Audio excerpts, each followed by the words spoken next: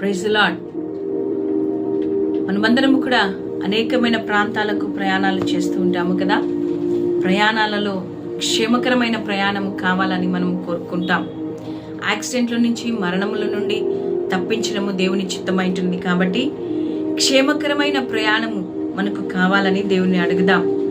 బయటికి వెళ్ళినప్పుడు, నువ్వు లోపలికి వచ్చినప్పుడు నువ్వు దీవింపబడతావు. దేవుడు చెప్పాడు, పగలు ఎండ దెబ్బైనను, రాత్రి వెనల దెబ్బైనను నీకు తగలకుండా ఆయన నిన్ను కాపాడతాడని రాయబడిన ప్రకారము, ఏ పాయము రాకుండా యెహోవా మనలను కాపాడతాడని రాయబడిన ప్రకారం ఇది మొదలుకొని నిరంతరము నీ రాకపోకలైందు దేవుడు నీకు తోడుగా ఉంటాడు, నిన్ను కాపాడతాడని, నీ ఎముకలలో ఒకటైనను విరవబడదని రాయబడిన ప్రకారము యేసయ్య నీకును నీ ఇంటి వారికిని క్షేమకరమైన ప్రయాణము దయచేయునుగాక.